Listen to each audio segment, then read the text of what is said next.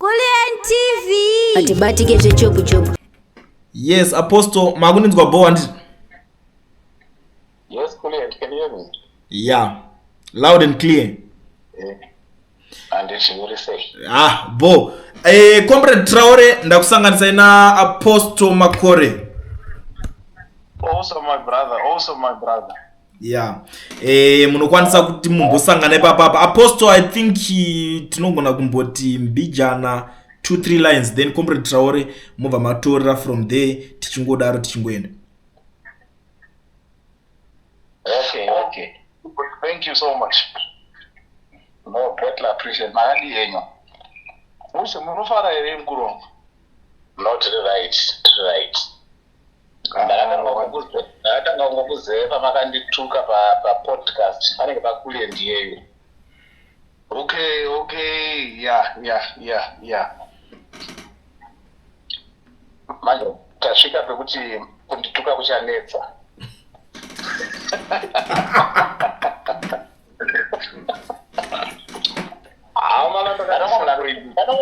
Kana munhu anotukika uri kure kana wapadhuze naye hatukika hamuzvizivi.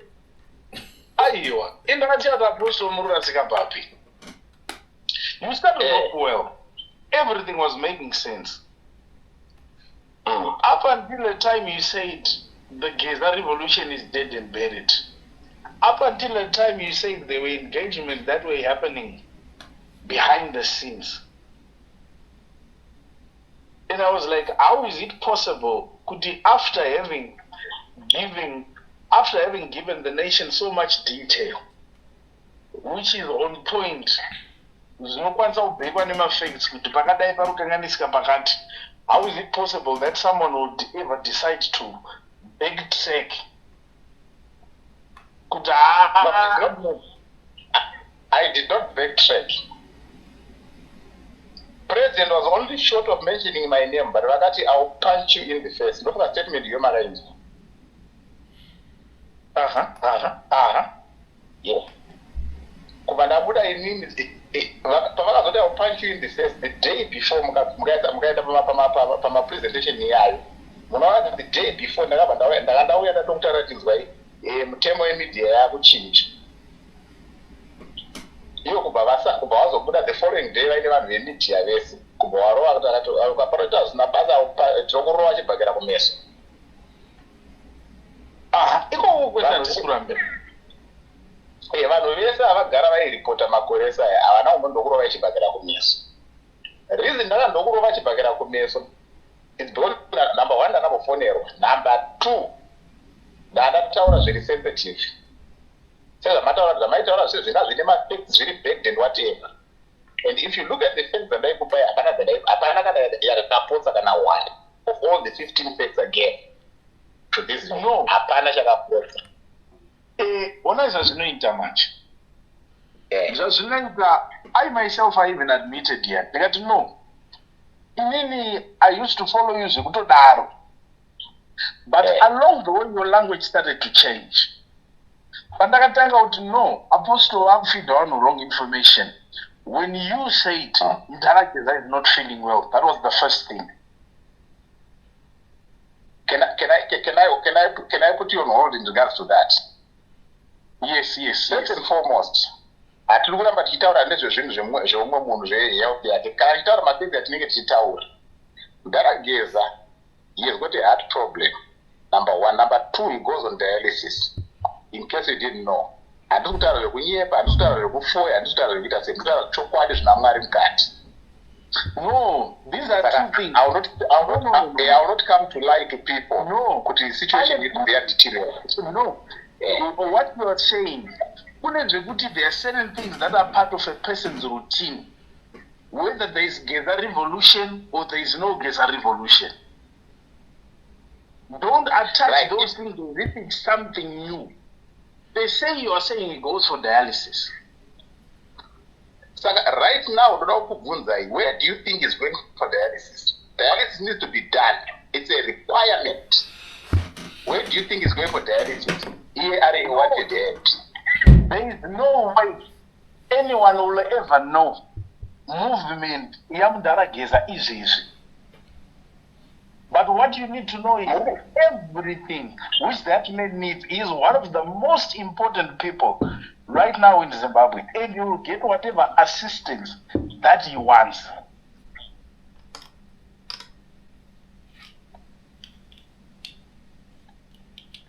Even if it means moving a mountain, that will be done from Daragesa. Because it's a national right. Let me ask you another question. Yes. Do you agree with me that he has gone quiet for too long? No. I want to know. Do you accept that he has gone quiet for too long? The question why he hasn't gone quiet for too long? We need to understand what was his purpose, what was his mission. What did he set out to achieve from the onset? Because I would like to answer that question. I would like to pose another question for you.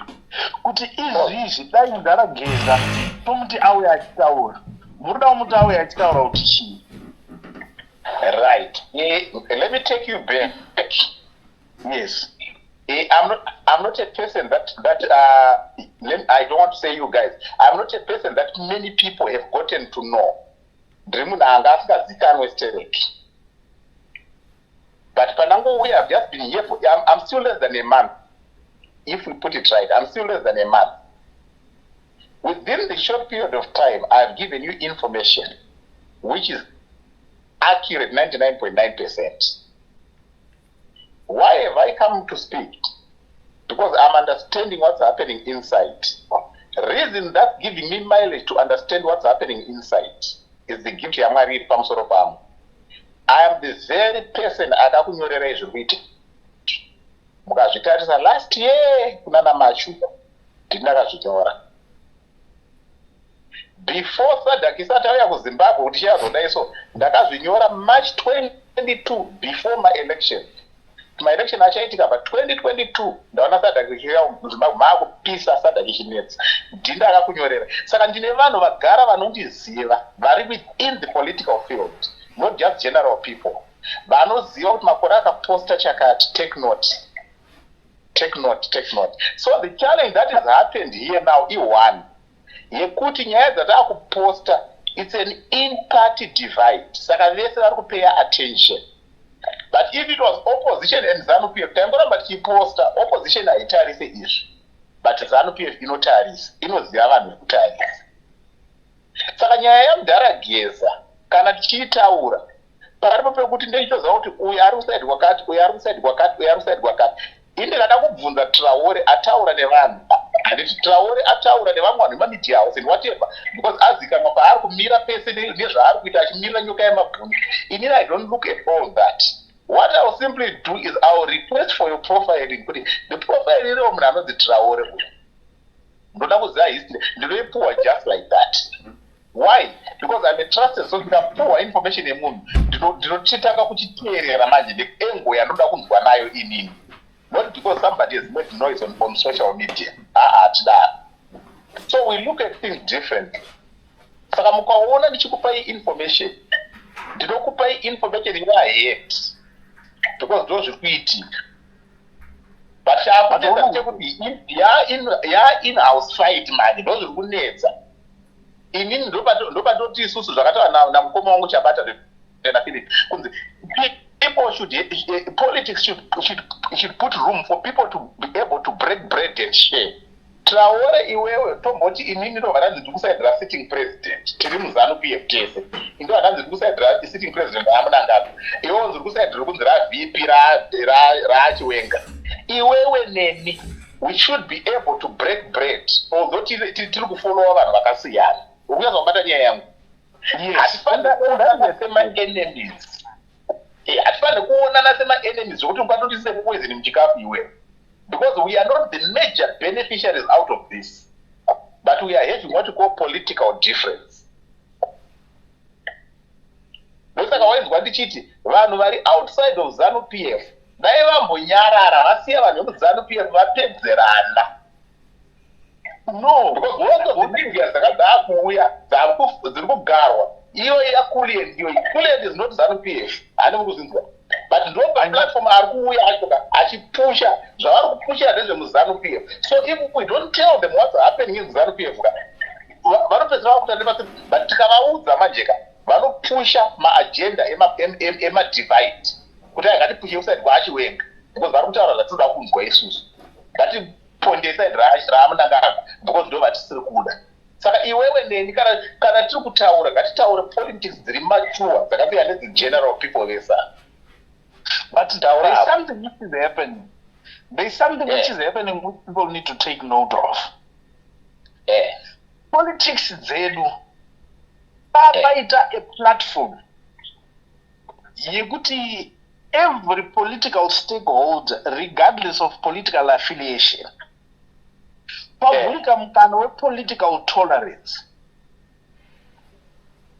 whereby we're saying no, let's have a convergence at national level whereby number one, we are going to work hand in glove with each other, whatever stakeholder we are kubva so that we map the way forward, which is good for Zimbabwe, conducive for development.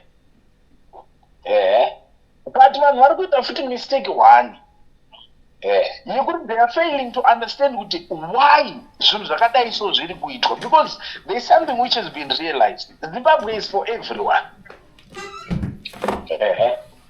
ZANU-PF iri yega in a certain number of people, a constituency that it represents. The same also from the opposition. Therefore, mukavhurwa uyu waitaurwa naMudharageza ndeyekuti wakomana shopu inongotenga munhu weZANU-PF ndo inongotenga munhu weCCC. Therefore, whatever that currently going through, whether it was caused by ZANU-PF or not, let's put our heads together so that we fix this narrative. Once we start to engage, then uyotaura ma-concerns ake, then we create a national template yekulead Zimbabwe. Pasina politics zekuti uyu akazi ndo kwakati kotemwa. And the opposition guys are not accepting that option, which is very catastrophic for them. Because even I'm saying, Mudharageza, zvese zvaaitawo and what he was advocating for, hazvimiri kuzadzikisika, because Nelson Chamisa hasn't come to the table. It's not going to stop anything. Sorry, excuse me. I'm refusing the point yekuti it's a ZANU-PF thing.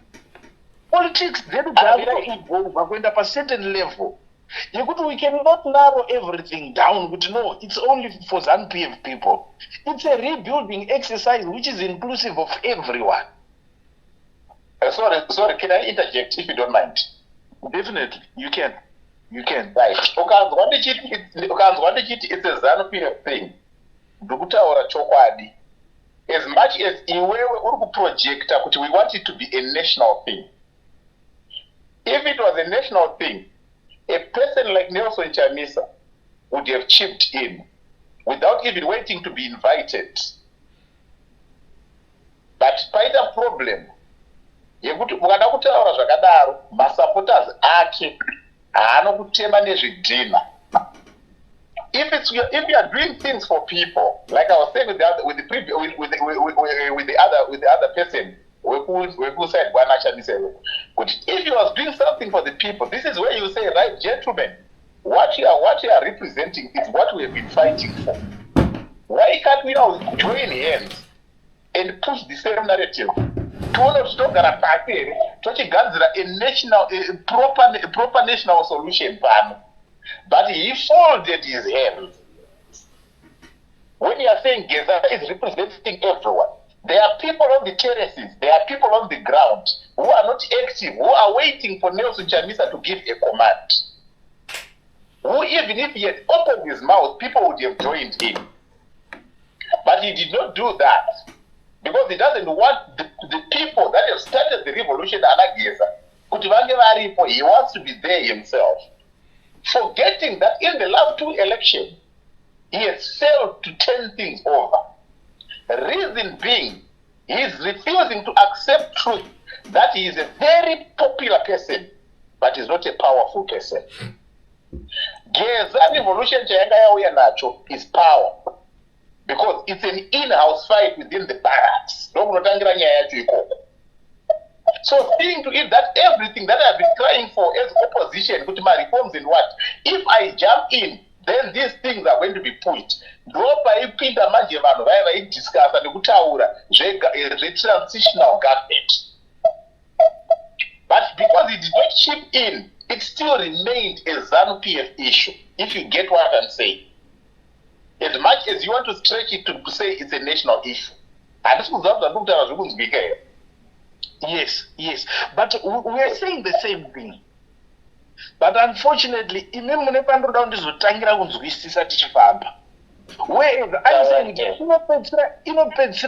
saying it's a ZANU-PF thing. Because we've got people who have monopolized opposition politics in Zimbabwe. Exactly. So now, the fact that the people who monopolized didn't jump in, yeah, people might say, because no, you jump in and you negotiate your position in the drive.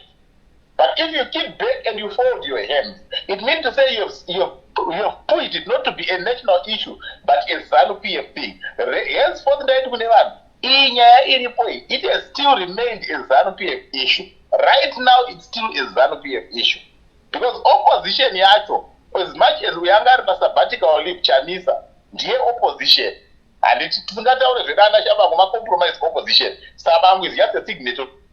But as of not, it's opposite Yuda Chamisa, Agafold, Maoko, his orphans who remain there without anyone to follow. Yes, for followers, but but for follow Agesa, but it's still ZANU-PF. And this is what Mazoka for ZANU-PF here,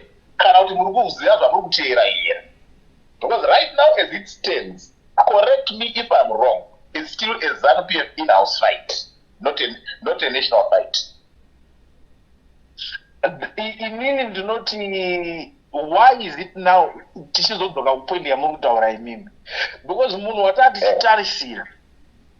because Mdarageza was honest from the onset that Chinichi Igango Munwesenga weti sundu.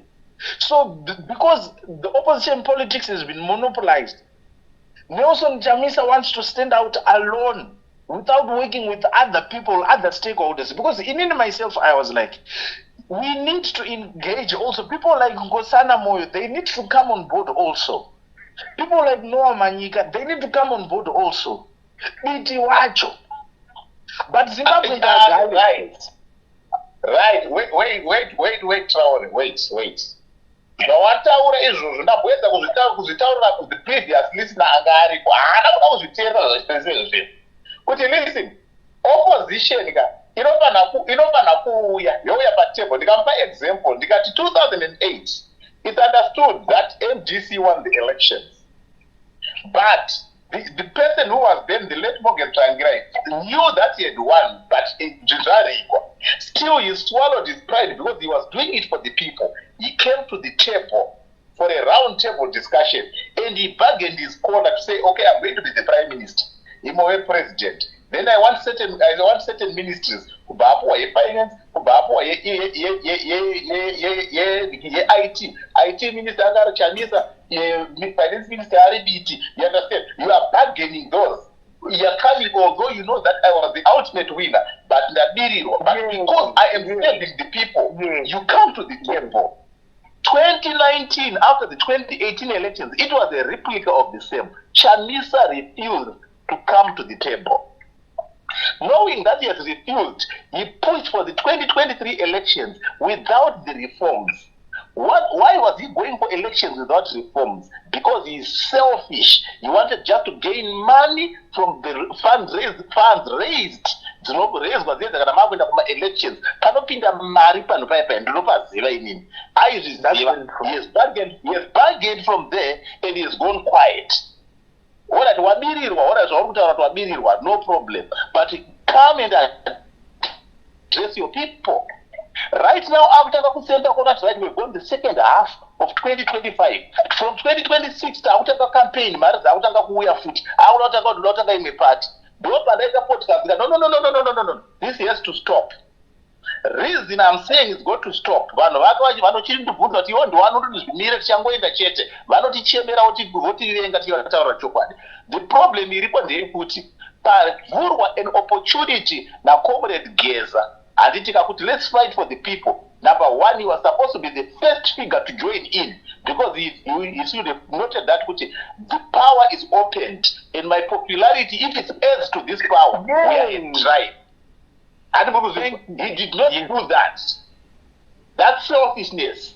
He's Chamisa. Question number 2. Chamisa lost the party. Let's say that was not his baby, but that was an adopted baby. The late Morgan Tsvangirai. Akazotanga his own baby that we saw the pregnancy, him carrying the pregnancy until he birthed Triple C. Why would he just lose a party against one person around the Shabam? It means to say he didn't have any structures around him. Henceforth, he lost it. He did been the fact that he had any structures. The structures would have fought Shabam. And you still want to repeat the same thing. People who are there to challenge Chamisa, he makes people rebel against them and make them to be seen as enemies.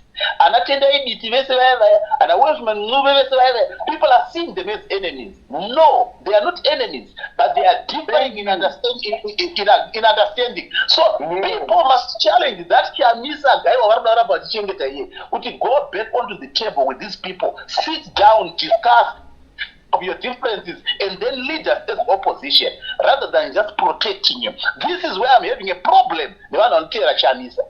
Chamisa is supposed to be accountable for his errors. He is not the same with this guy. Yes. Not the same. Right. Now, a good example. But another who are you to tell us? For the first time, I used to believe I'm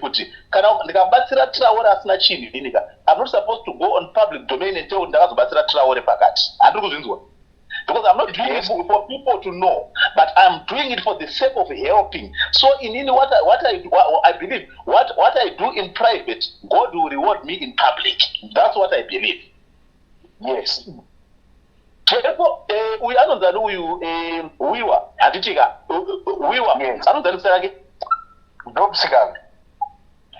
Job Sikala. He was rotting in prison.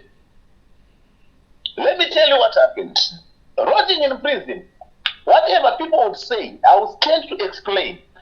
I then decided, no, this is enough. I know I can knock on this door, I can knock on that door, I can knock on that door, I can speak to this one.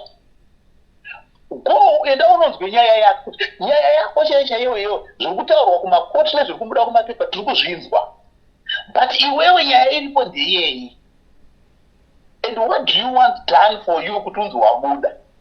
Kokaisirwa maconditions, are you able to accept the conditions? Because we are fighting for your freedom iwewe. Anokuti yes, wobva ipapo uchiita kune vanhu kuno kumadhoko kwatachita kuti unonoka apa musoro enda uya haukuvaendera vari kubasa bhosi kana vari kubasa mashefu vataimire vari kumba. Uya anoti ini hatiri kuita nyaya ndoti hamusiri kuita nyaya batika kuti tisvike kuna uyoka mukatikarifiwa uchibva nekuno uchidzika mbichana kazvoita chiremerera hatibvarirwe madhoko. Yes. So we do that. No kuti asvika kana nyaya yadaisoka isusu kunototiwa information from mashefu unodzokera futi kumusoro kuti shefu tadzoka kwese kuya kwega ndakaenda ndakasvika but ndikuona kuti ndiri kudzoswa futi kwamuri kunoku saka handizi kutotangira papi. Inini mukati ngapadaisoka zvinodaiso tinodzokera futi koko simba iroro tinaro bhutsu dziri kupera ndedzedu isusu.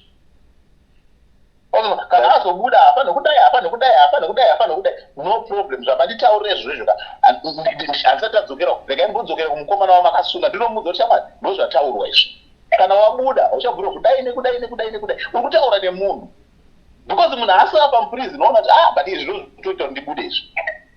because nonga kutsvaka chinokubudisa wobvapo wochidzokera unotaura before you know it abuda. But ukazonzwa nyaya yaJob wiwa wacho ukagara naye yaJob Sikala wiwa mukagara naye pasi munochema musodzi. It's very painful kuti people that Blessed Geza do an interview. Yabuda pa Blessed Geza pa HSTV today after ndakaiposta nezuro ndaiposta after that.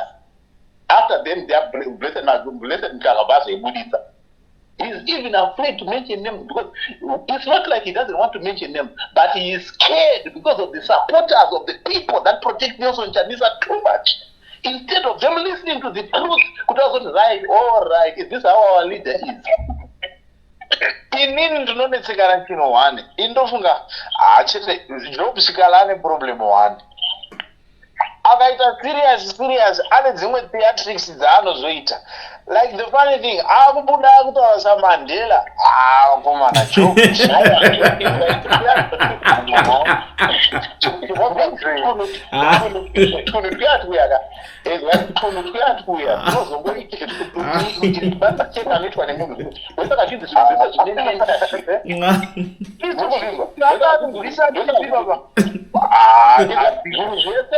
Zvese zvine mentorship. Handiti hiring leader. Izvozvo zvinonakidza kumasapota is an inspiring leader. Ora ngatibve panyaya yaJob Sikala. Ngatiende kune imwe nyaya. Uyai kuna nyaya yaBishop Nyamakanda.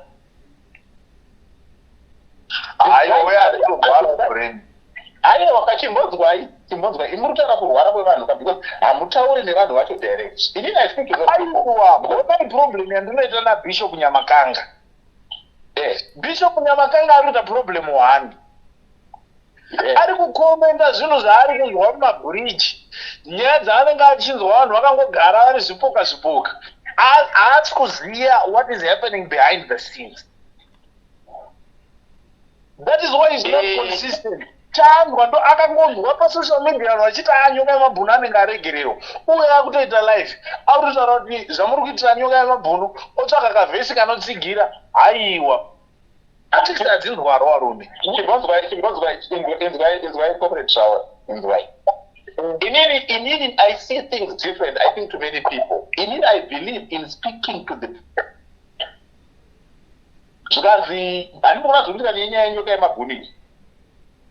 I don't listen too much into that. If I feel the time is right, ndinokwira ndege yangu panapa ndoenda kuprison ndonokumbira kuona nyoka yemabhunu ndozviintroducer ndotaura naye one on one uyenza kundipa what I call the call of his heart kuti zviri kutsikwe mwoyo wangu ndezvizvi ndomutaurira kuti hora pakambofamba vamwe vakafamba neroad yavafamba naye vane maconditions avakapuwa akati if we are to go and knock on certain doors tikabvumirwa kuvhurirwa ukapuwa maconditions, are you able to adhere to those conditions? Because ukazokanganisa kuadhere to those conditions inini ndinoruza credibility. We can't afford nyoka. We cannot have that happening to nyoka now. It's not water under the bridge. It's water under the bridge for social media. Remember, we have been doing this for years. Why would he make a deal with the devil? Why would he make a deal with the devil in South Africa? Let's look at the same issue as John the Baptist. Jesus Christ knew very well where John the Baptist was and what was at stake. John the Baptist asking about Muruaka about are you really the one or there's another one that we must wait for? That is yet to come. Issue we need to understand something about the revolution. Mangwana ndofuma ndagwechwa inini. Ndotsvagwa muSouth Africa muno ndobatwa ndobva ndaningiriki. It must not stop the revolution. And I must not feel people are not battery I need.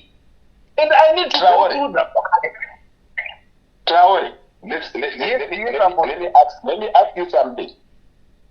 You are talking about the revolution. Yes. Revolution yakatanga rini? Because you cannot revolution. I think we'll be to Rapanguvayani, Yamdara Geza. But But people from the opposition yachamisa, they believe they were in the revolution already. Hamutobozgesisana, ndoda hamusi kufamba pamwe chete. No, if you do anything wrong, people vaitera chamisa vanoti buda murevolution. Saka revolution muridzi wayo ndiani? Yave kutaura hamusi kudefinirana chokwadi. Now revolution yakatanga kudhara. Ini ndoda kutaura kuti 2022 I was arrested, which is on record. Ndakachibira ndikutaurire, ndakatokuprofaila nyaya yako, ndikati ukada ndikunaretere nyaya yako, kutoona kuti inini ukazona ndati rega nditaure nemunhu ndenda tombokutsvagirwa ndakunzwa kuti ndikuzotaura nemunhu akaita sei. You are arrested for commanding people to go against kuda kuendesa vanhu kuroad. No. Issue yandakasungirwa inini ndeyekutoudza vanhu kuti ED haana kwaari kutoendesa, and it's on record. Ndikati Mugabe was way better because I had seen kuti 2023 this guy is not suitable to stand as a candidate of the party. He will destroy Zimbabwe, not just ZANU-PF, but he will destroy Zimbabwe. But did you know who he was speaking against? Did you know who he was speaking against? Yes. And in what capacity did you think that your voice would override his position? As small as my voice was. But now when I said repass Bichana, it had to be on record.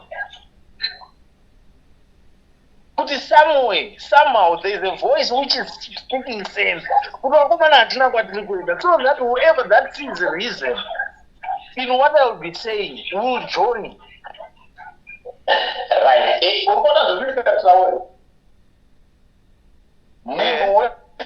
Somehow. But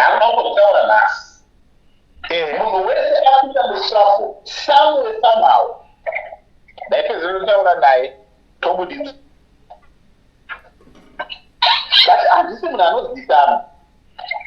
Unoziva kuti August shooting dzakataurwa dzega dzinokotaurwa vanhu here 2018 August. Right. Rega ndikutaura vanhu vakasungwa ipo paya.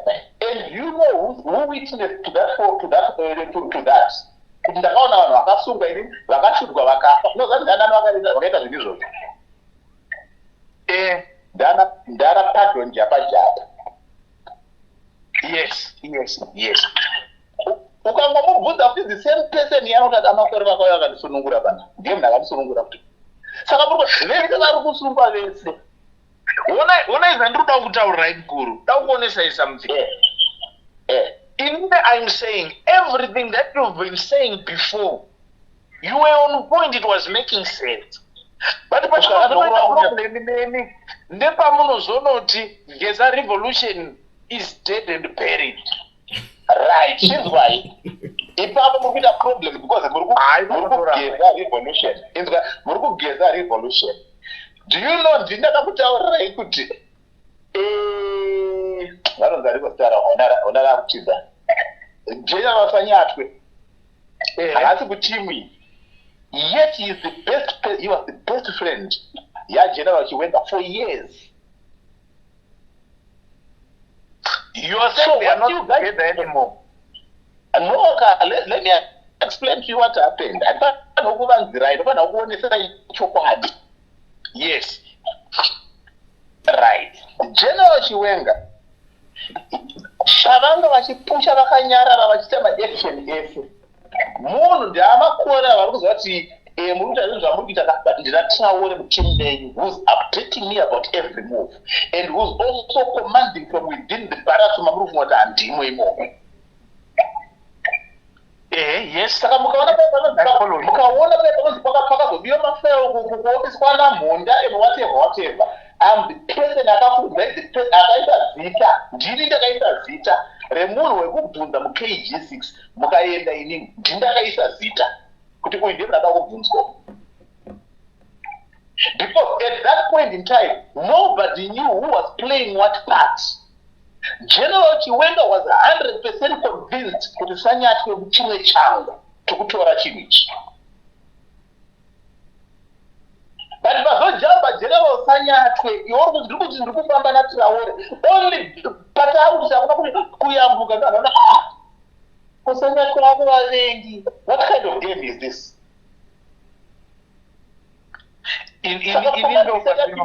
Command yeseri atichita structure mumabarracks. Yese ndizvo zvakamira zvakadai munhu angafunza kuti angachotapa maso ndo zvakarwadza general manje izvozvo kana mamusi kuzviziva ndo zvakarwadza general manje ndosaka maona pakangonzi z Comrade Blessed Geza kubva vauya live vakati we encountered a slight problem. Haisi slight problem, we have encountered a major problem. But you can't say that we never kuchera because we want to keep them very hopeful. It's because Asanya was discovered with his jump ball. So now he's saying a rhetoric commander without the act. Whatever he said, Pandavati is dead and buried. Let me explain this one. Pandavati is dead and buried because for me, I don't jump fly now. I don't jump there. And the young people don't jump to commander. What does this mean? There's still some people who are faithful, but now because of what happened, it's now difficult to trust anyone. So you're now again in the process of trying to rebuild. Because Mandela was a tour. Nangavato committed to that vice president, and the chief committed to that vice president. But they were drawn back by the anchor of the team who jumped boats. Muzandakati is dead and buried. But today from today. Adiga. From today. Ndechekuti izvochi zvinyora pasi manje ndozvanofanira kuti repodcast on foot. Chakuitika ndechekuti it's people who have joined hands to get president and his team the Geza movement. Basically, I would say they have succeeded. But the biggest challenge that's coming now, they just joined hands to make sure that they get the person that they want out. Because by getting VP Chiwenga out, it enhances some other people's chances of becoming also the president. You understand? Yes. For the Murubona manje achiwenza Comrade Manize amchangwa vakutaura manje agirisani kuda tabwire kuti hapana munhu anotenga mari anotenga chinzvimbo nemari kana kuenda kushandisa mari kuti aone chinzvimbo. It's direct attack kuna kuda tabwire. So basically two enemies they united to get the person that they didn't want out. He's out. Dead but not buried. But now there's the in-house fight man here, who's going to be who? Kodata Gwirei or Amchangwa. This is a friendship here, which is connected how. Amchangwa is a very good friend, if not best friend, Yamdara Kiesa. Amchangwa, there's a meeting of yes, Amchangwa Wangamira the president, and he didn't want VP. Ageza, Langa president, but Machida VP. But these people now are best friends who are supporting different people. But in the event you put VP Avabuda, Amchangwa is leading Darakesa, Putim Kwaki. So how does it work? Nobody to do on the spider's cob with me breaking. Rabbi Magabata Mashotiakus of Payno and that's what I say. In meaning, VP Chiwenga says something. He says we need to be risk takers, but in a meticulous way. And Murugon. Now, Babaka na paini muna akangwara Babaka. Musoja akatenwa zvese. It's that man anozi Chiwenga with. Why? He doesn't rush to do things. Why? Now, the people must be convinced that these people, we must not follow them. They are not taking us anywhere. Zimbabwe yese is speaking with one voice kuti ide haana kwaari kutendesa, Mamize haana kwaanotendesa, Mamupungure havana kwaanotendesa, kudatagwire hakuna kwaanotiendera. And vanatsaurosana vega, munhu wese achiona, and he is kept calm. There was more than enough time for people to expose General Chiwenga if he is engaged in any corrupt activities. Kuti kana maoko ava akasviba vanhu unatsakupoinda kuti mudhara muri unyepa, you are bogus, you are fake. Makaita chakati, mukaita chakati, mukaita chakati. But no one has managed to come up to say mudhara uyu is not clean, just like any other person. So it's not like the man does not have a plan. No, that one is a natural leader. No. Traore. Hatuna kushandisa feelings, tunashandisa facts. Ngatizoke panyaya yedu. The plan that he had, he knew who was behind him as well. The loss of General Sanyake was a major blow. Why do you say it was a So loss? personally, I'm going to have to go and re-strategize again. But this game that we are playing, it's a game of time. Time is of essence. Time is of essence here. So in the process of you, Can I interject? I'm sorry. 2017, masoja ese akawirirana kuti ngatimirei naiti. Hapana futi vese vakaita chinhu one. Hapana pavanozombofa vakapesana because of a civilian. Traore. Yes, Nguru. Iwe uri mupolitics. Rega ndichikutaura zvakaitika 2017. If you want videos of evidence, I can send them to your mobile phone. I was there before the things happened. I was there when the things happened. And I can tell you things that most people don't know. Of the 5 barracks that we have, it's only 2 barracks. Hello? Of the 5 barracks that we have, it's only 2. It's only 2 barracks that took over. The other 3 barracks were in the dark. They were actually pinned down because they knew if we try and spread this information and command with all the barracks, so the other barracks were pinned down, including the police. They were pinned down. 2017, you had to run 2 barracks out of 5. People don't know that. I'm telling you what I know.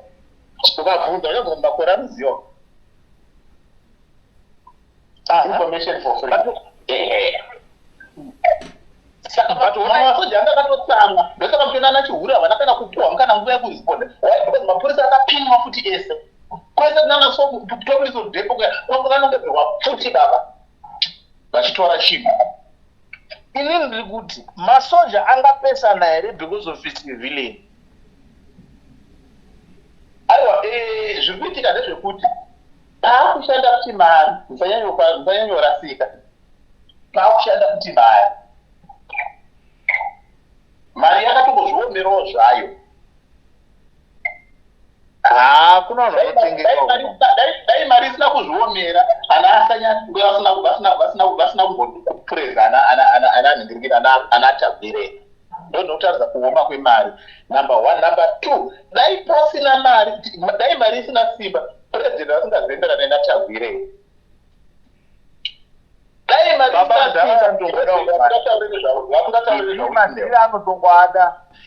madhira anotongoada, mari anotongoida. But inini ndiri kuti dai iri nyaya yemari, why would Sanyatswe be bought at the 11th hour?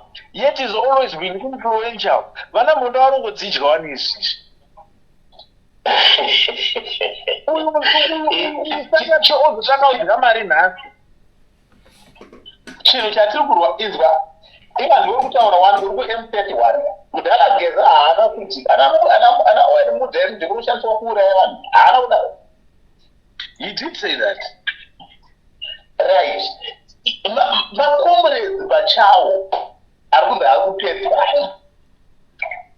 Saka the question yaruziva hapana musoja anopandukira mumwe musoja zvinzwisisei ndo zvamamutoona zviita kuti vanhu vacho vaeliminatinge kudai vasoja achienda vakadaro so papinda mari baba nepower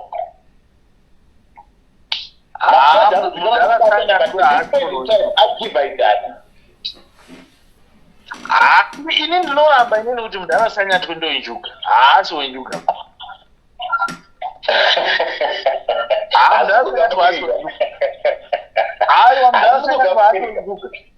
no kune ndasugafirika ba dai mudhara we hauzotangi uda mari dzemusoro wachena auzivikene kuti uzoda mari chimbonzwai the August shootings here there they were done at the command of Asanyatwe. Saka ndo patinoita kutaura kuti because now you've got skeletons in your wardrobes, you just have got to bend to what would be wanted.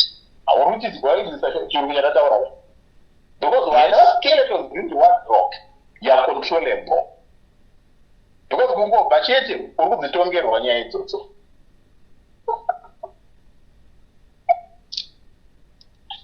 Baba inini ndinoramba inini kuti Sanyatwe is a sellout. He's not a sellout. He's not a sellout. People are saying he's a sellout. He's not a sellout. But he just took a side. Because kana kuti is a sellout, kana asiri sellout nganga anosai vachiwenga. Don't forget. No, akabenga ari boss vachiwenga ndamunangavo. Ndiye akabeta Minister of Defense, ndiye akabeta kwese hapana office yasina kupinda. Don't forget that. Baba chigaro chiya chenyangwe Mnangagwa akaenda aenda achinzi retired chef Mnangagwa He's been a minister in all those offices, so he knows how to command. That was when you were in Facebook kuti maelection watuenda ndaona system ichiwin chandisa akawina maballot but system iri kutora kubva azobuda achiti I'm the godfather of the systems. Every system that you see, I created it. People are trying to fight against it. It's something that has been crafted for more than 20 years. Kuchikidzira zvekuti uri pabvi ukataura zvinoita ngokutaura chokwadi spirit. People need to understand kuti Ndabanengi story akabviswa sei. Akabviswa nemaGhanas. Muri babata. Ndabanengi story akabviswa nemaGhanas. Mugabe akabviswa nemaGhanas. Why? Those people operate with the principle. Yekuona kuti senyika tine kwatiri kuenda here kana kuti hatina kwatiri kuenda. And it's obvious kana mwana ari grade 5 anokutaurira kuti Emmerson Mnangagwa haana kwaari kuendesa Zimbabwe.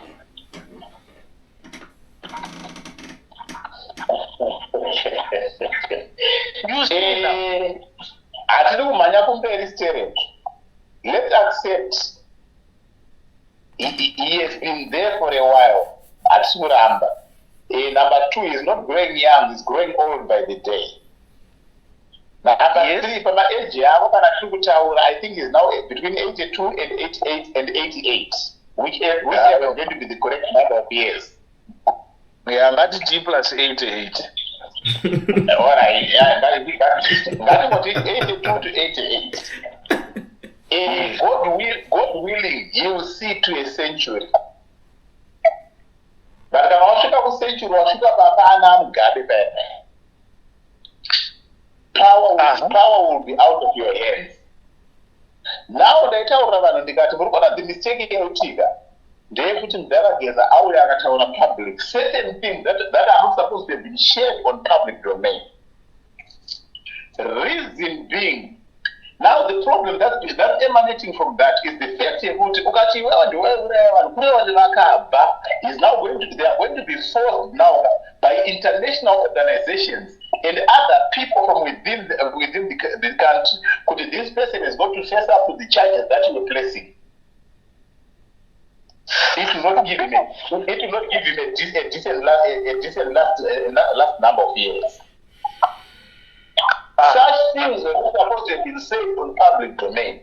Even if you knew such things were happening or they were not, or they are framed or not, hatinodaro zvakaiswa papublic domain zviya haubude usina kutongwa. So at the end of the day, what's now pushing that more kuti pachidza kuti anatagure ngavapinde is because he also now wants to protect himself at retirement.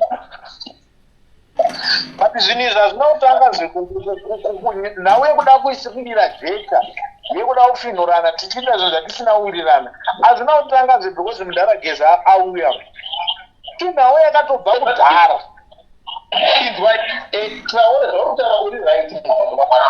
One thing that I need to tell you, that I say to people, vanhu vakuzopindira nyaya yeZANU-PF right iyi vakuipindira because yauya papublic domain. But people like us, we knew that it was there. That's a good example. Murukuziya here pakambosungwa Neville Mutsvangwa. Ati most number one, arikuita zvemoney laundering. Kubva azonzi pamwe pacho aunza inonzi internet yaElon Musk ane magirikini acho handiti kuzvona. Anosungwa sei ivo mhuri yavo ina amunangano. Imuri kuti makotsi nemapolisa zvakabatwa naamunangano. It was Achiwenga who flexed my muscles. Reason being, he was getting a difference that I'm trying to die. Public domain. That's very true. You're spot on. Yeah. Now, because it then came on public domain, I'm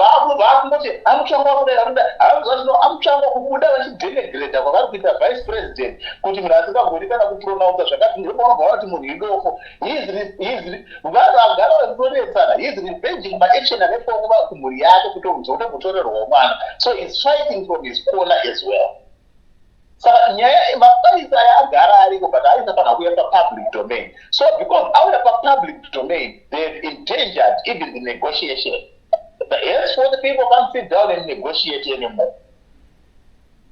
Saka tiriwirirana kuti between Geza neZANU-PF hapana manegotiations akaitwa. Aiwa akaitwa. Ila kunyerer manyepo kai. Makanzwa nani? Indoda kuvunza something. Coolient. I want you to listen to this. Yeah. How is it possible kuti inini ndinobuda pa TV? Ndotaura kuti pakati pari kubiwa mari in this way, pakati pari kubiwa mari in this way. Zvinhu zviruzikanwa zvakatotaurwa naHopeWell kudhara zvine paperwork iri kuratidza ukoronyera. Kuti toilet seat inoita less than $100 inochargewa 3,000 and something. Inoita ma-engagements ndataura mafacts ehuri and tiri kuti nyika iri kufa. How do you compromise nembavha yauziva kuti iyi yandimira munocompromise how? Ndikupindura ndichikukoterai mashoko aBlessed Geza Runesu. Ndovaziva vakati inini mundiregerewo zvirikuitwa izvi ndaitozviitawo. Yes. Manya kuti zimbavha because iye akatozara nemuromo wake zvakabuda papublic domain hazvaifana kubuda nemuromo wake akati but indaita mukusaziva.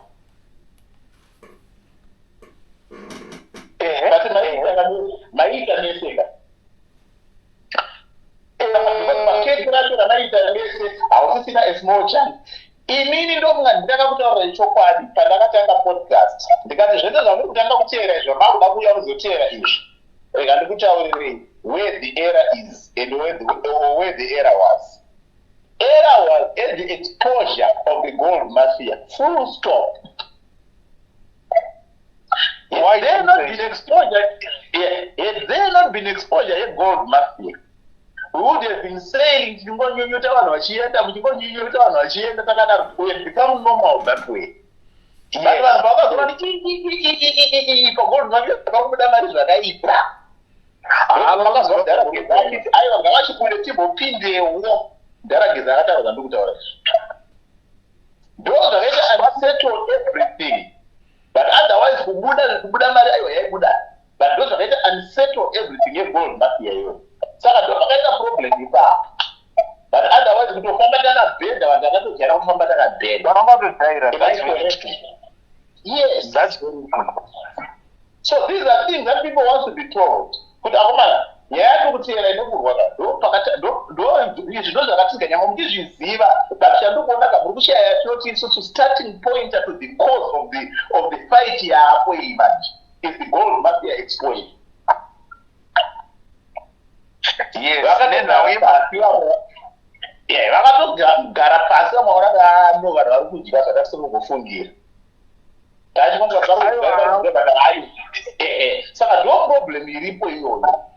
Saka Mudalageza position iripo paka what I know aitaura navamutsvangwa bheka ndichikutaurira zvamamusingazivi vaitotaura navamutsvangwa because mafriends but in the process foni yake yakabva yakabatwa signal anga achinja foni asiya ndosaka kutenda mukadzi waMudalageza akaoneswa moto vachimuonesa moto kuti unotaura nemurume wako mukazonotaura naye pafoni nhamba ipi because vaida phone number so that they trace the signal pamanetworks.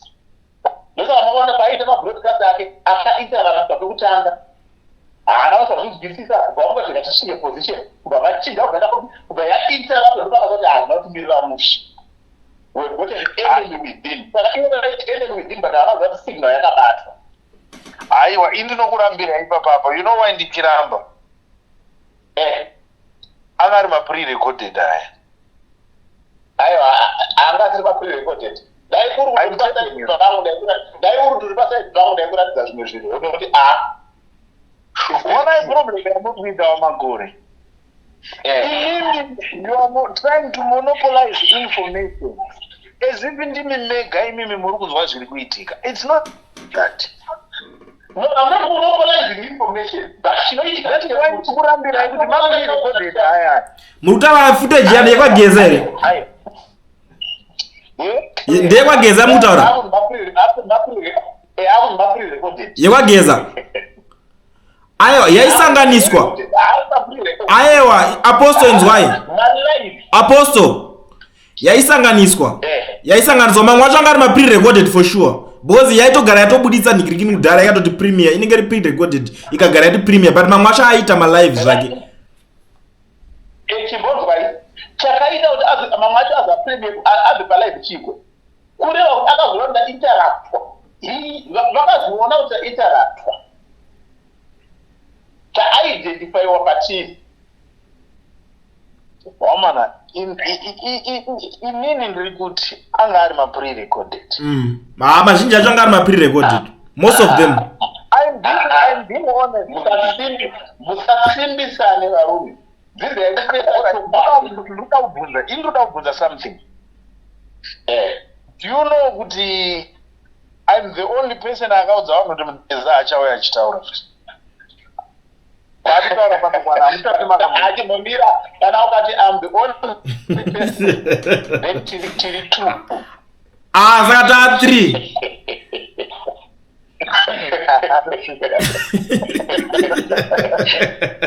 Yona kune problem yandinoita naApostle.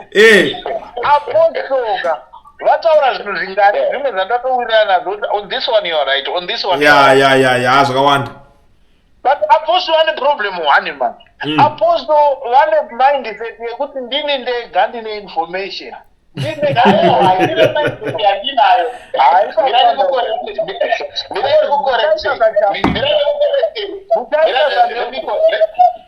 Let me correct you on that. It's not like naked didn't get the information.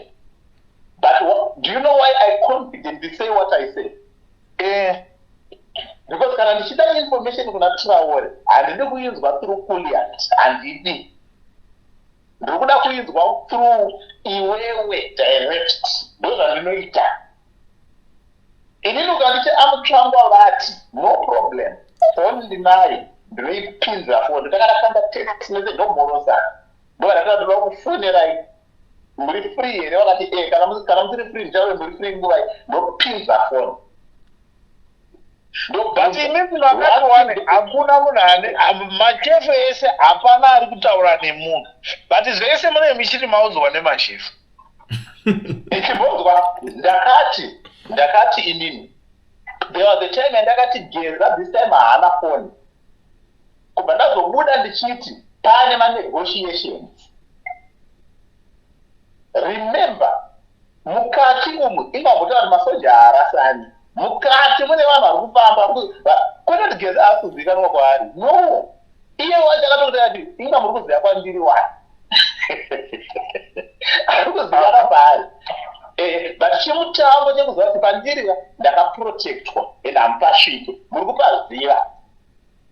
Saka kana muchindifonera ka, mufonere zvenyu nepafoni yako uyu. But inini because iye anga kuziva mamovements ake, because ukafamba nemufoni unongoitwa zvakaitwa Saddam Hussein. He was caught because of the phone. Ndotsaka akabva atisafisa line asisina line, there is nothing to trace on him. Ukashandisa foni yaTraore, Traore achambobva achienda kumba kwake. Saka murambe muchitsvaga foni yaTraore. But okay, send message naTraore anonoisvitsa kwairi kuenda. Negotiations were set to take place. And then I told you, they have failed because nobody wants to give in. Vari kufeel out here. Inini muri kungotipa, but you don't want to take what we are requesting as well. That's when I said the talks are broken down again. Inoda kubvunza kuti dai matalks akaitwa, where were they going to live Blessed Geza?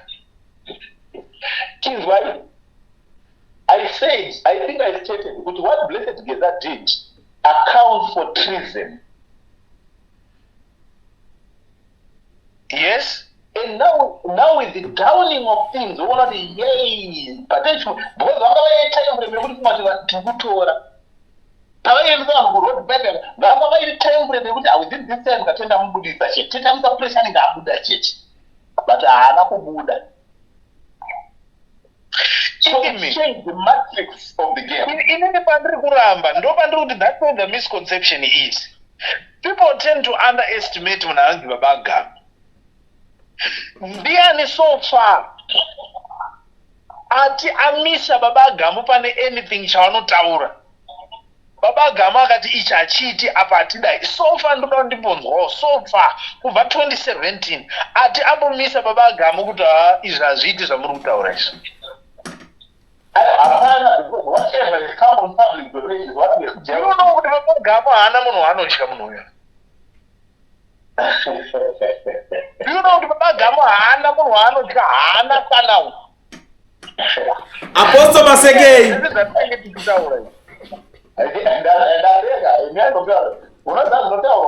Kana vanhu vachitaura vane mutauriro wavanoita. I remember at some point we wanted something. Anditi kubaenda through in the office. Ndikati atikutura kana zvikazauri modaiso itaiso modai mononana ndikirikini. Ndikataura. Kubadaba zvakanaka kwamba taenda kwatakarifewa ndiendo patasvika kumasheni pamusoro pakadenywa kuramba chebhebha makore aiwa zvakanaka izvochita kuti kukumbiwa chakati apana muri kuyambasa kundidziseva kuzokumbira zvisina basa zvese zvakadai izvozvo wakatondedzira zvisina basa izvozvo. Do you know what? Inini I'm a calm person. Hani manye kutaura.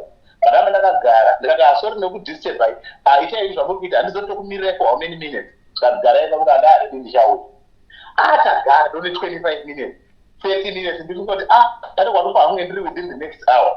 Bandaenda bananonoka padoor. Ndakanzi young man get out. Ndakuti chezvoyakanga ndapedza ndikati alright zvakanaka izvi. Ndikatigare pasi ndakagara pasi ndafonera shefu wandatanga kumuona. Wandoza ndishefu wayo.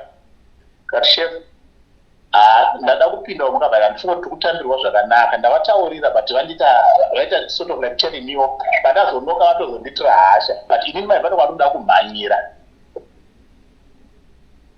kubva vapedza vakangoti bata wakadaro unofa ubva wafona neimwe foni ubva wafonera munhu uya ndikaza chef makadi kazi pana vanhu vatatumira ikoko zvamba sei vane makomirandimauti ndakatipindai saka munhu wese anotyisa kana power yekumusoro isati yauya paaka.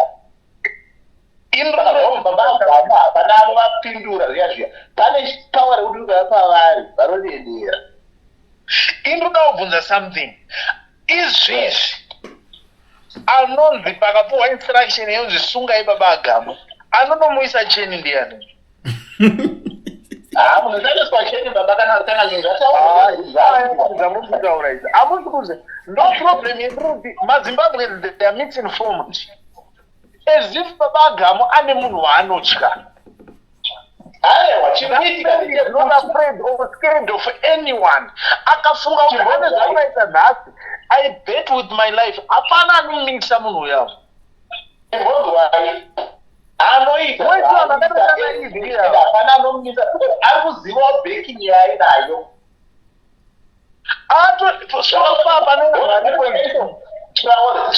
Let's put it this way.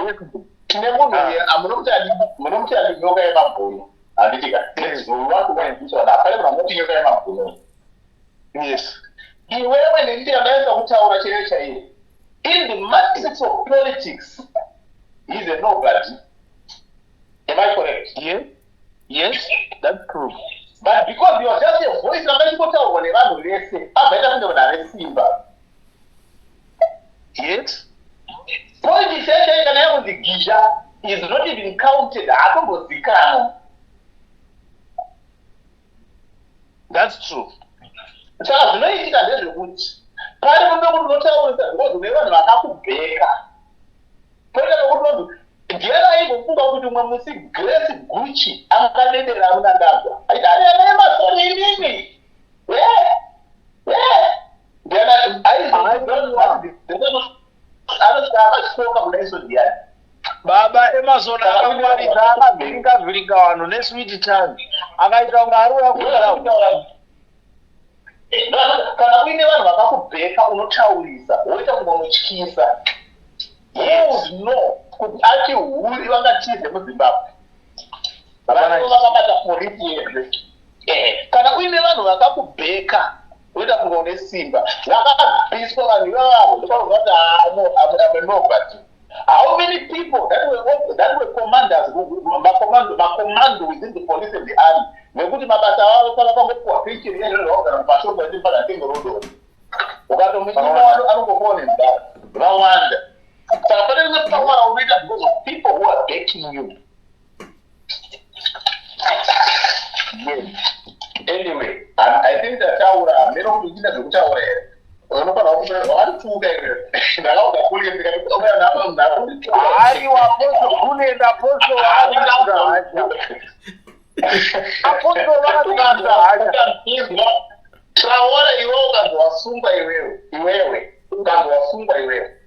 Nada quando a longa musa a muito tempo a mauri mo o quando a longa é não pode usar a na cor de muito nada dio saka budisa nyoka mabhunu kana mchigona kukumbirira vanhu naye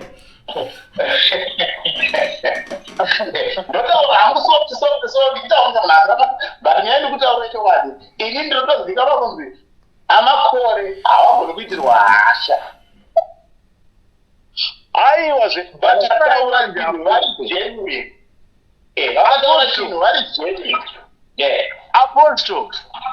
Yes. Zimbabwe yese izvizvi yakavatana mundaragera. Imi mobva mati M31 has been outclassed. Handisitendi handisingade kuzwa. Ukadaro madhibana nevanhu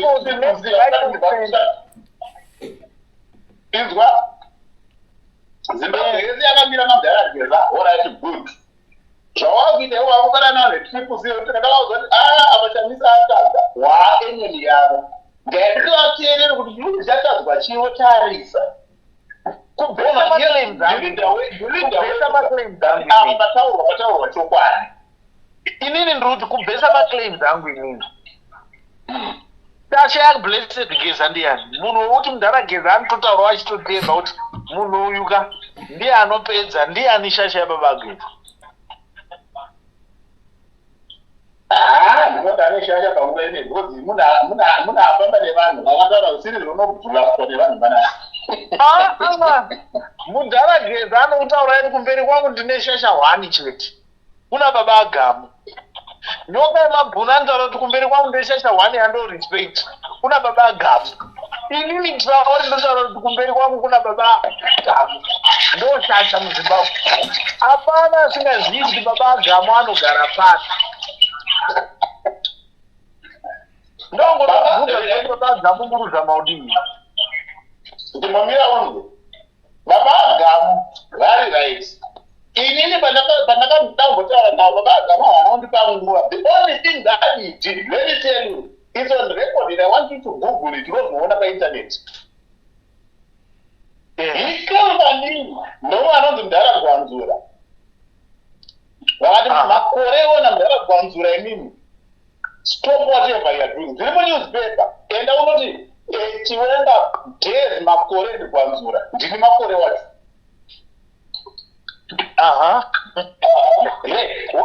Why daring me? Handisi kutaura vanhu kuti handivazivi. Ndati zviri mumanewspaper. If you don't have, I will send it to you this week. Manewspaper is akanyora. Chiwenga days makore ndikwanzura. But inini, why would you dare me? Inini zvandiri kuita kana ndiuya kandinzwisise. Ndosakaona ukona pari mafuta yanazvisana namba kwake. Ndaona kuti ndikataura namba kwake. Handikuona zvandinoita. Ini ndikwenza kutaura ndinokasa ndinzwisisa ndikuona namba kwako. Zvandiri kunegotiata zvine musoro, but iwo unoita chipurisa chisoja pasiripo. Munhu wese isarume yekuti une munhu waunonzwa. Iwo taura nyauka dzokoma musoro kusvika papi, wana umwe munhu waunoteerera. Baba Gamu izvezvi haana chaakanganisa. Aiwa kusaidi kwamuri, but ndiri kutaura zvakataura nazvo muromoka. Ndati gugula unoona pakanzi Chiwenga days makore ndikwanzura. National newspaper kona vakunyora izvo zvinhu. Zvoga vakaumira mushe baba. Baba ini chandoziva ndechekuti Baba Gamu vanotaura kawanda. Ende hapana anoisa cheni kuna Baba Gamu. Whoever kuti ndiani muZimbabwe muno anorema zvinenge hakuna munhu anonzwa Baba Gamu zvekuita. Protocol constitution, but anything outside of that nonsense. Nhasi tese Zimbabwe yese tanhu wazotaura Baba Gamu. He is not scared of anyone regardless of who you are, how big you think you are. He told everyone in Zimbabwe, as long as you are engaging in corrupt activities, your day is coming and it's not far. Traore, iwewe uri munhu ari kutaura achirizina. Let me give you information. This ndichiita pamapublic domain ndinoda ndichichengeta. Muri kuona nyaya yanakuda tazvire yamuri kutaura nezvayo iyi. Do you know they were advised by the sitting president, Emerson Dambudzo Mnangagwa? Because whatever you want to do, be very careful of this man. I know him, and I know what he's capable of.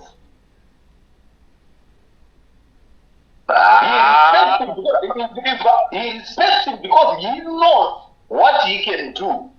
But there's people who are fighting to protect their interests, who are overriding what they have been warned against. Akatigirapo nepapo voshandisa mari kutora munhu. So it's a matter of when the demand. So as of now, money is reigning over friendship. But for how long is money going to reign over friendship? Because I don't know what I'm not putting out in your Tony Boots. But that's the truth that I need to be telling people. Yeah. Right now, money is reigning over relationship. Well, it's money that is being splashed all over. People are just being given money. Because they want to be given money.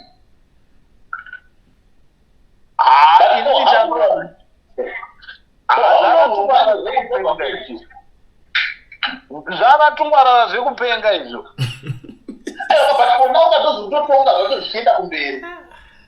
No, vari kupiwa mukana wekuti Zimbabwe yese igutsikane, kwete kuti vanhu vanodyirwa kunzi kune zvigananda musingazvioni, musingazvizivi.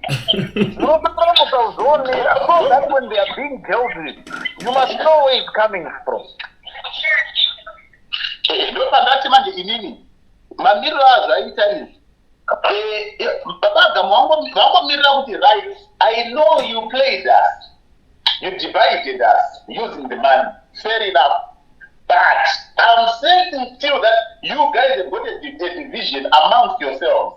If you fail to mishandle that, I'm going to use that opportunity. So they are dead and buried, but they are waiting on the sideline. Kana baba gamu asimu anombomirira kuti vanhu vaite seunge vaweak. If he wants to do anything, he's not the type. Do you see what's happening?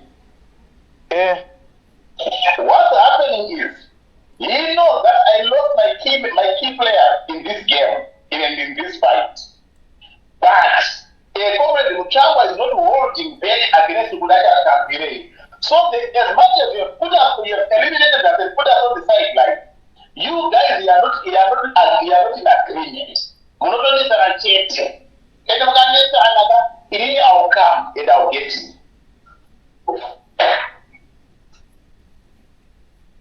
Because I'm followed. Caravan's military, I know we end up but it was not for now. But I don't have a good example of what's happening right now.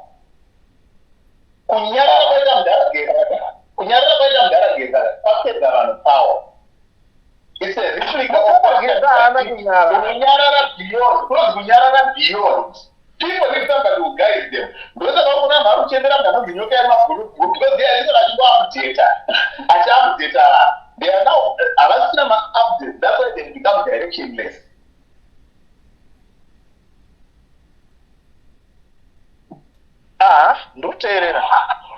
Yes. Updates. That's why they become directionless. So at the end of the day, these people we were infiltrated. And we lost some key figures. But in the process, yes, as much as we wanted our main key figures, and now we are dead and buried here. But immediately what it is, Indo bandri kuraba, Indo pekuti dead and buried, ina nditswira nangu napo, shamari mini papa mama nanga kuku down ndoti dai mwari vaimbovhura mazita evanhu vapona zvakuziisa kuti baba gamu akaita sei rekandidaisotaura Facebook pangu haunogona kudzokera kumashure for some years but ndinomuka pamapodcast avachakutogere mapodcast ndakatoa mascreen kuti ndichitsveta. Yes. Akarota chinhu ipapo musaparasike ipapo. Maizouya kuti here mutaura kuti idzi abata chinhu. Aiwa katinzwaga. Inzwa. Pamwe vanhu unogona munhu uyu sei achitotaura izvacho akachiti anoziva uyu aziva uyu.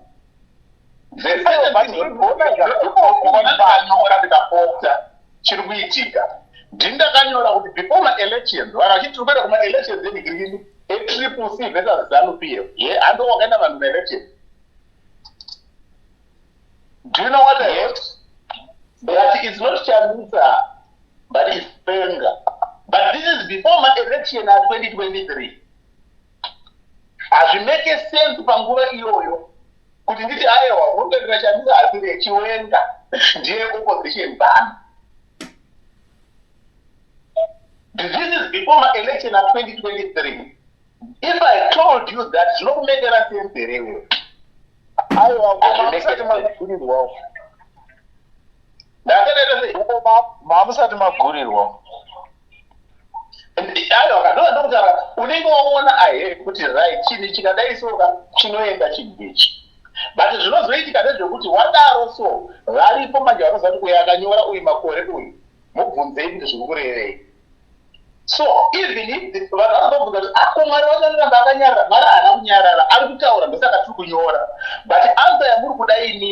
the problem you are having is articulating it into existence. No problem, I'm out it.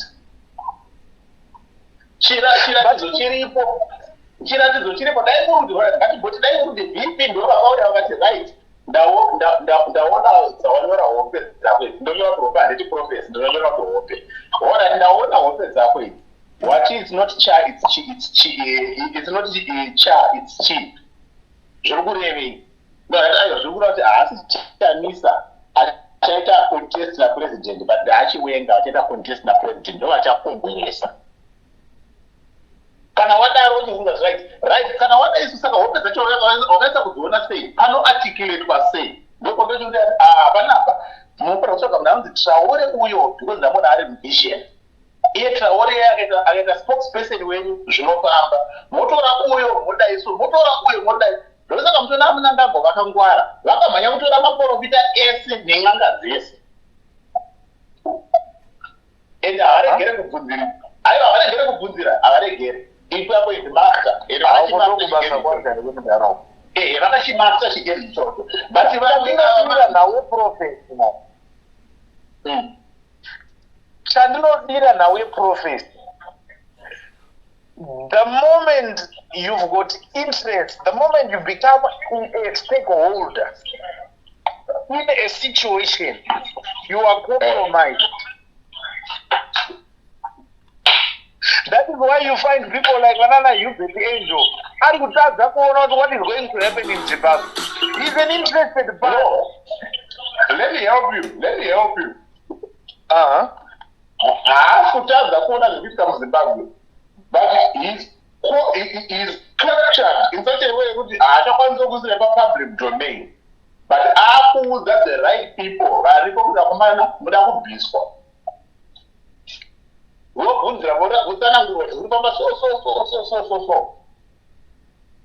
If everyone is allowed to put it in public domain, I was saying but those are pana, opposition are pana, Chinese are not sitting close for man. But show them you know how room. Chamisa Mbashwe. And then the other thing here, Kana Uripo, Uripo, Umakuna, Zidako, data or we would have done one. Isusu yebhundu vakataura something zvinoti batsira unotanga watinesa wakuona kudai ndosaka mugona anamingana kengogo vakazopuhwa mota because ana wiki nawane vanhu yamungaramba chingoputika vanhu uyu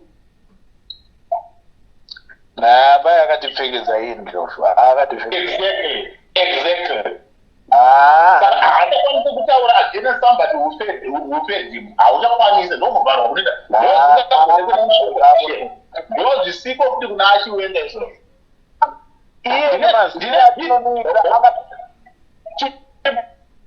ngatimbodai Traore ndoda kuti vhidhiyo ya2017 ipapo nandichiri ndakaonda uchatozoona kuti apa wakachiri mufanana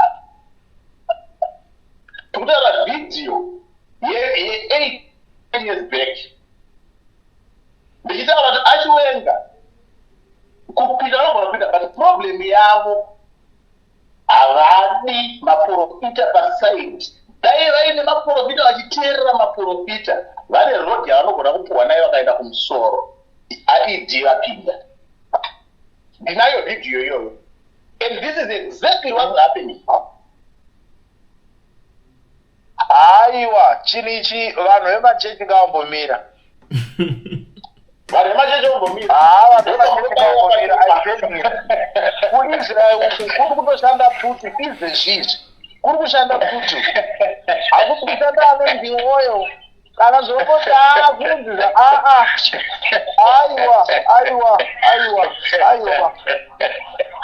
munotomukanganisa mugava mukatodaro maotomuisa musango zvazviri izvizvi zviri right unoda vanhu vanotemerwa vanofamba aiwa musadaro vakomana musadaro munoisa nyika musango un'anga vanoti unoda vanhu vanogona matare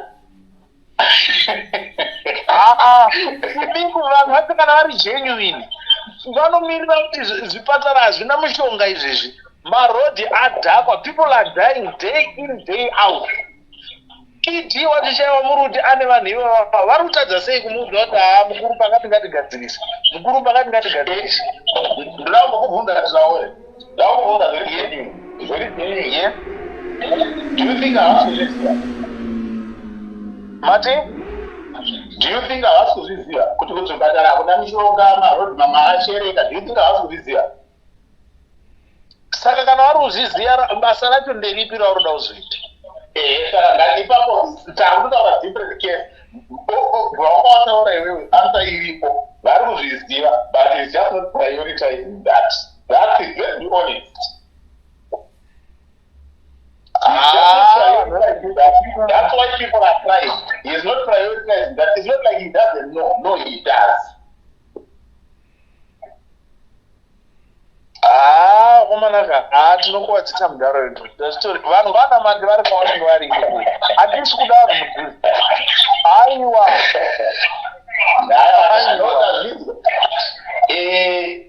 Regai imwe video yezviri kuitika muZANU-PF.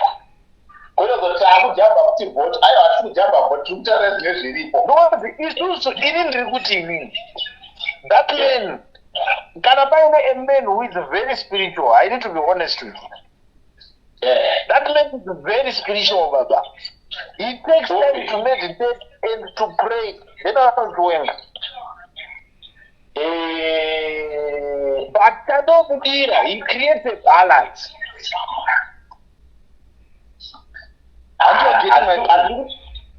Handiri kutaura kunge munhu akavenga BP munomizwisisa. Asi vamakore vakananzviswa handisi kuda kunyepera. Aiwa mirani kutaurire. Iwo ngandidaro vanhu vetripusi vachandidaro futi. Vanhu vachandisa kundidaro futi. Vakavhinga. Paipo world remit. Chimodzwai. Chinoitika ndechekuti kana ndichitaura, I don't hold back. Because I don't speak to entertain, I speak to inform. Yes? Yeah. So the information, but it's still the correct information. All right. Ndasiyana nevanhu vari kufarira kuti ashandisa vakuita kuti it's coming back into politics. Yeah! Listen, I don't get excited about that. Not at all. Reason, he has done 2 terms of failed takeover. And he hasn't addressed the situation that people faced up to. And now all of a sudden he puts a tweet he wants to come because he knows right from mid-2025 the campaigns are not able to raise one. I don't do that. Instead I prefer to open your eyes. Nelson ari kudaro chinhu chapera. Nelson akananzviswa akagurirwa bhegi. Saka kuti aite active bhipi area zinonetsa because unongonzi shamwari ndidzosera hako mari yangu ubva waita hako zvemusoro mako. Akabachizwa ukanaro wakurepera nevanhu nemasapoti ayo ndakokupedzera. Inini handinoda kugadzira. Munoti mugadzira commission for vote.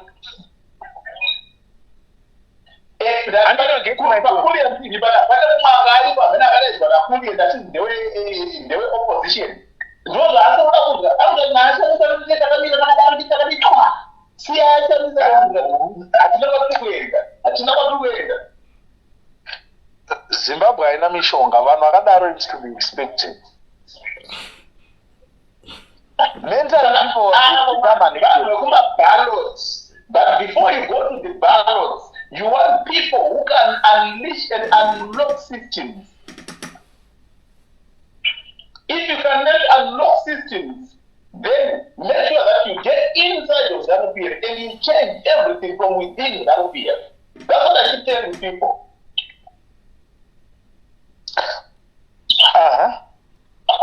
But if people don't do that, wishing, praying, and hoping to do as a change, ZANU-PF is ZANU-PF. Pulendi. Without tinauri naapostol makore muchindwa. Inini apostol mati makarotedzwa zvese zviri kuitika. General Chiwenga going to rule Zimbabwe or is not going to rule Zimbabwe? Right. Ndakataura kuti ukafusa kutongerwa munguva yako. Aiwa. Hapana munhu asingadiki. Inini ndikatoita vice president inini next ndiri kutorotawo ndichizotonga nyika. because umwe munhu ane 88 umwe ane 65. Ndakati ukapusa unotongerwa munguva yako. Aiwa. Mira ndopindure. A vision points at you. Anditika. Zvotonyorwa zvokonfirma. This is now coming to almost a year and a half. Zvotonyorwa zvokonfirma. Zvotanga kuchizoitika vanhu vangavanga kungozvifungira. Unofanira by then to engage the people that were given the dream, so that vakupe as much dimension to you to the throne. Because they're going to give you dimension to that throne. No. You are not being honest with yourself. We don't want an answer or a response that is subject to a person's character. We want the voice of God that was confirmed within you. Is the man going to rule Zimbabwe or is not going to rule Zimbabwe?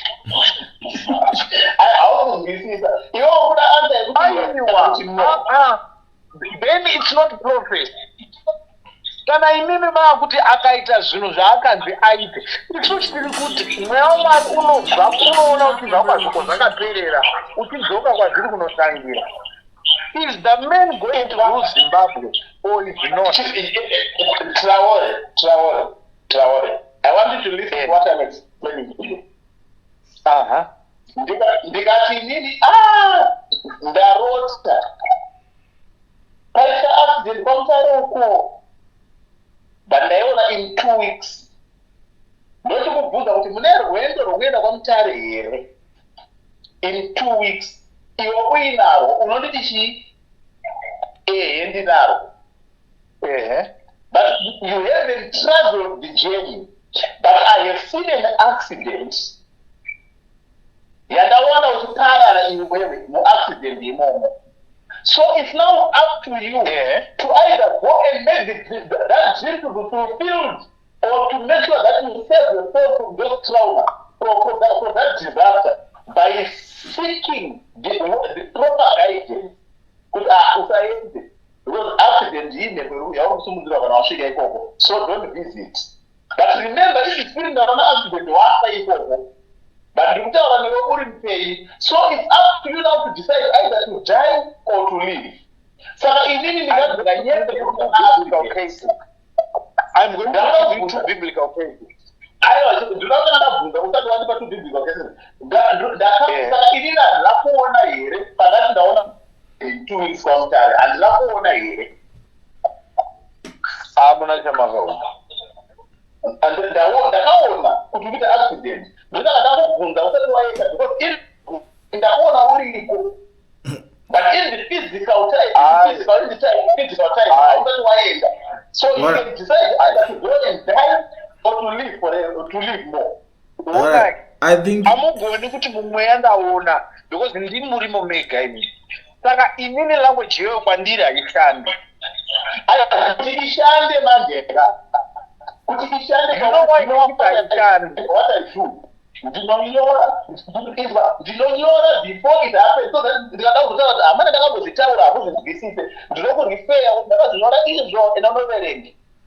But it's true that anyone can write. Munokwanisa ndinongotaura kuti ndandakangozvinyora because munhu ndi vice president izvo zviri obvious. Munokwanisa ndakagara ndazvinyora kuti akateedzera murayiro. Mira wakadaro zvawo. Enda paFacebook pangu. Ina ngonyoreka wanika zvekufungidzira. Kuti uone kuti ndenge ndazviona kutanga uchibuilda. Ndakanyora ini ndikati ndarota inini pachitambwa bhora pakati peLiverpool neManchester. Ndakarota pachitambwa bhora pakati peLiverpool neManchester City.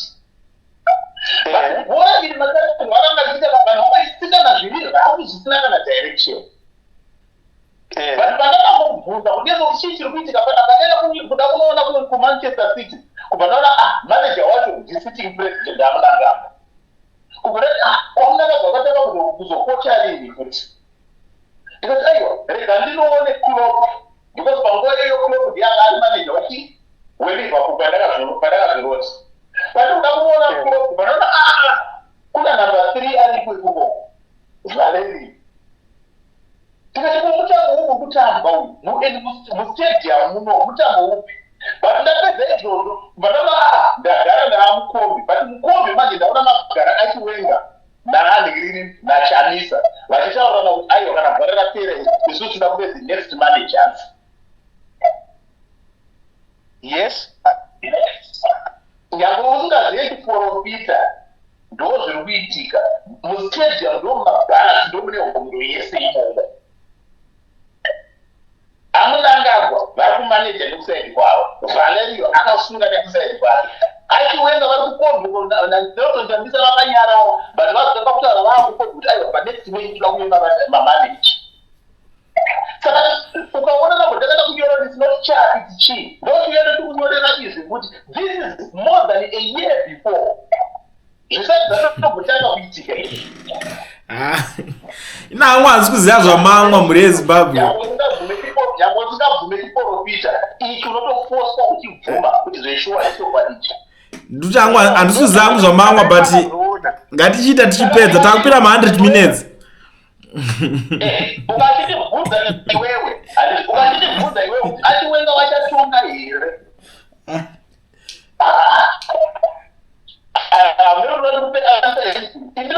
ndaona but chinimo manje chekuti dai kuti vakungopinda majeka vakabata zvinhu zvise zviri kutaurwa izvi zvakaita imwe timi kuti iwe wopedza kwako wambodaiswapo apo wadaiswapo zvikupasa sei wokatsanangurira vanokurova ikaunta ndokadati unotongerwa munguva yako.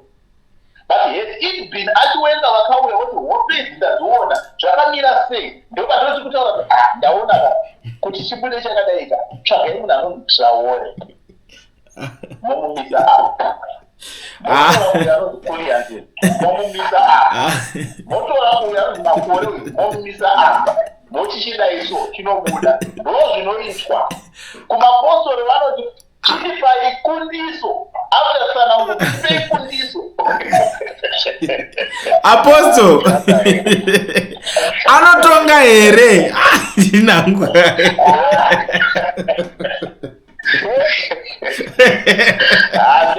aiwa ngoyarendesa tinotaure it was nice talking to you. It was nice talking to you. Thank you so much. We know sometimes politics and emotions, you cannot separate the two. So it's possible that a person can say one or two words that are a bit offending. You see, let's not give each other a move forward. We are family. Yeah, we are family, but at the end of the day, politics is not like church. It's a rough game at the end of the day, but one knows understand their politics. Yeah.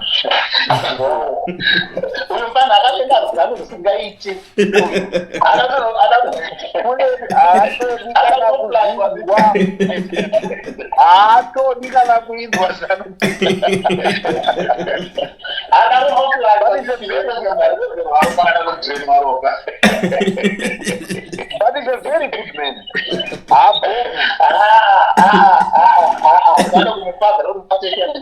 He's not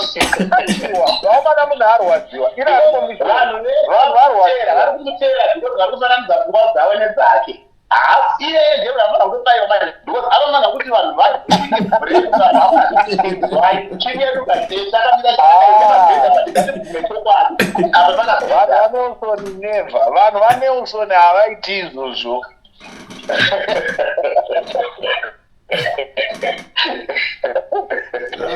Apa tarisa wone channel iyo yacho nevanhu 100,000 apa ndiri ndakataura ndakataura baba kulenda anoziva kuti maviews hauyi kana uchipisa Nelson.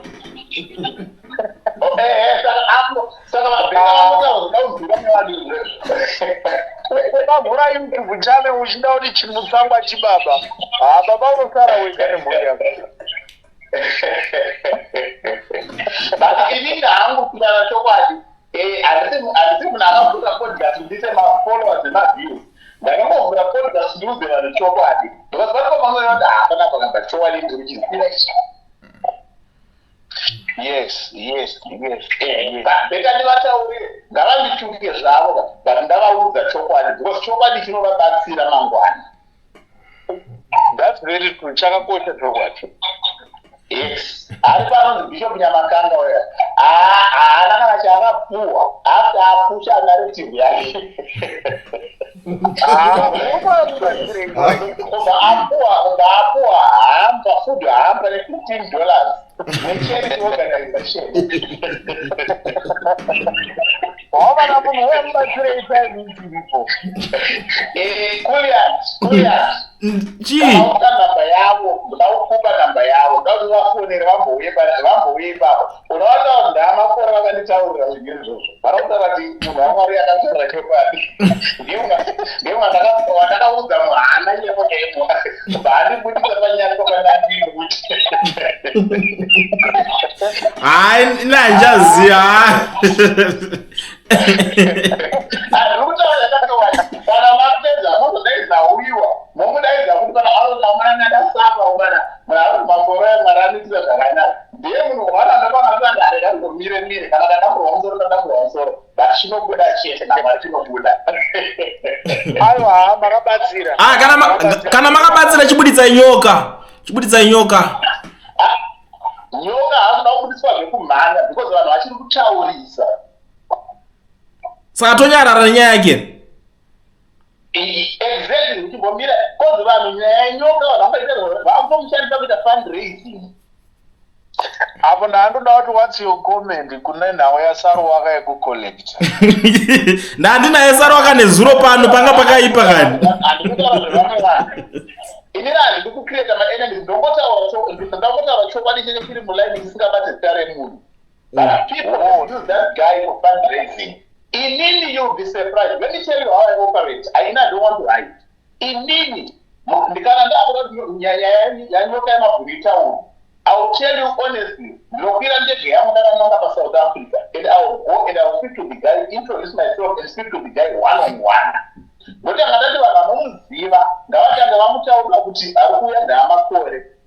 don't hide anything from him. He's the president. I don't want to bataura. I don't want to look at 1, 2, 3, 4 doors. Jariya discover nai. Musadi bunda. Napenda kakuzai.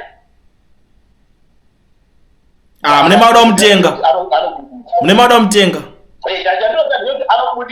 Because we are fighting for his freedom. Yeah, that's true. Yeah. Yes. It's very important. I'm coming here to make content or to entertain people. Yeah. I'm coming here to save a life. The young guy is in prison. His life is still in danger. Chokwadi. That's true. Yeah, I can promise you. Kana chisauri abude anobunda endinotoziva mudongo kasema doa zati ndinotoziva kuti makore auya musiyana nayo ya mazimbabwe nzari kuzvinzwa yes ndinotaura chokwadi nyangwe vanhu vakati iwo ndiwaniwa zvoita sei hazvina kubatsirwe sezvezvo nditaurire vanhu venyu vese ndakubudisirai saka unoziva kwati munhu weZANU PF munhu wechakati vandabudisa vanhu veZANU PF here seya ana Patrick Cheza vanhu veZANU PF aiwa akuita chakanaka chakangonaka anawiwa vanhu veZANU PF ana Bishop Nyamakanda vanhu veZANU PF mamubudisa ngasabuda nevoice raMandela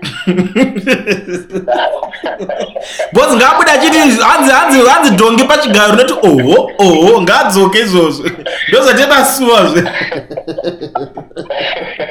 sikala akatikandira joka baba vanhu vese vakamaka serious vakapfeka nyika yese kuti zvakaitika ndezvekuti the guy was so pain, you have been pained because you are treated. That is zvakaitika ndezvekuti the guy was so pained, you have been pained because of what happened. Honestly speaking, ndoda kukubvunza inini achifamba kunyenza kuti George Kalamu dear leader with one of the top 3 yedu kana chava top 3 tikutaura kuti vabaina Chamisa Iyewiwa na Negrini na David. Ndizimosvika pakutikita wenye akupinda mukoti but koti haichazari kana kuita vanhu 4 vanouya kuzomiririrawo vachiita maisi pakoti. Let's be honest man. aiwa vanhu vanenge vasina maresources ekuramba vachiuyazve but no struggle yacho munomira nemunhu so iwewo ukaenda pamberi wozonzi kana yasvika pakuti yaoma unzi sisina mari musiya akadaro apostle to be very honest Zvinoda vanorespect. yeah, but pane mawords 2 atikufanira kumbosiya semazimbabweans: revolution nestruggle. I think hatisi kuzviunderstanda semazimbabweans kuti zviri kunyatsoneka, because pamwe pacho ndiri kuona zvimwe zviri kungoitwa navanhu zviri fani, so sometimes ndinombotarisa ndotanga kuseka kuti why. ndozvandabvunza Traore struggle yakatanga rini? Because vanhu vaungoti struggle ndeyaageza, ageza vasvika pakunyarara, vanhu vauti andei kumberi nestruggle ndeyedu isusu vanhu vachamisa. Baba anjaziya hangu baba.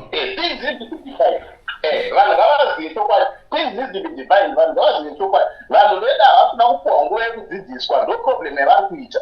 Vane zvavari kungoda ivo zvisingaachivhike the way they want it achieved. Onga ngati ZANU-PF, because ZANU-PF yacho chingondidepends on what is ZANU-PF. The whole system is ZANU-PF according to Mwenje document. Zvandoziva inini. Apo makapoti document according to Mwenje document, hapana pazvakazombodzimwa. The army belongs to ZANU-PF.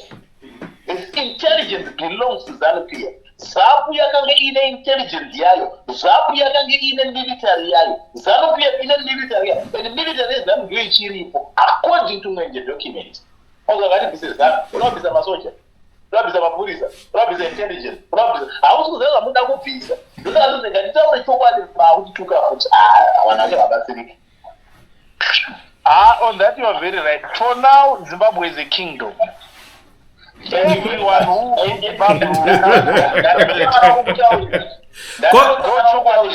Comrade Traore. Ndatokangana kutaurirai Timothy Chiminya vari kuzi chief ava ndisekuru vangu. Alright, Mati Zimbabweans what, Comrade Traore? Mati Zimbabwe is a kingdom. Ndiri kutsvagirai munhu wenyu mangwana chaichai, Comrade Traore.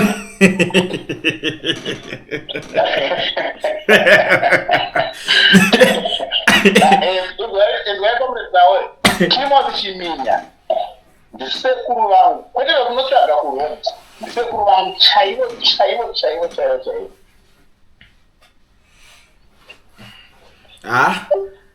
Totenda.